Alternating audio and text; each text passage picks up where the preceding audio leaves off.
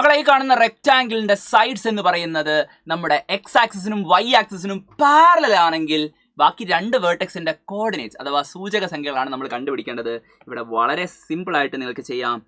ബിന്റെ coordinate എന്ന് പറയുമ്പോൾ കുത്തനുള്ള line ആണെങ്കിൽ എക്സ് മാറില്ല 7, ഇവിടെ 3, ശരിയല്ലേ? വിലങ്ങനെ ലൈൻ വരച്ചാൽ y മാറില്ല. സോ 3,4 7,1. വളരെ സിമ്പിൾ ആയിട്ട് രണ്ട് പോയിന്റിന്റെയും കോർഡിനേറ്റ് നിങ്ങൾക്ക് കണ്ടുപിടിക്കാം. ഇനി കാണേണ്ടത് അതിന്റെ ലെങ്ത് ആണ്.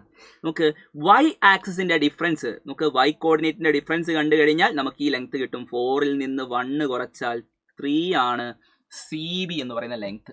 ഇതേപോലെ 7ൽ നിന്ന് 3 കുറച്ച് കഴിഞ്ഞാൽ AB mod 7 - 3 that is equal to 4. അപ്പോൾ 3ഉം 4ഉം ആണ് സൈഡ്സ് എങ്കിൽ നമ്മളോട് പരീക്ഷയ്ക്ക് ചോദിക്കുന്ന ക്വസ്റ്റ്യൻ എന്ന് പറയുന്നത് ഡയഗണലിന്റെ ലെങ്ത് ആണ്. ഡയഗണലിന്റെ ലെങ്ത് കാണാൻ പറഞ്ഞു കഴിഞ്ഞാൽ വളരെ സിമ്പിൾ ആണ്. √3² + 4².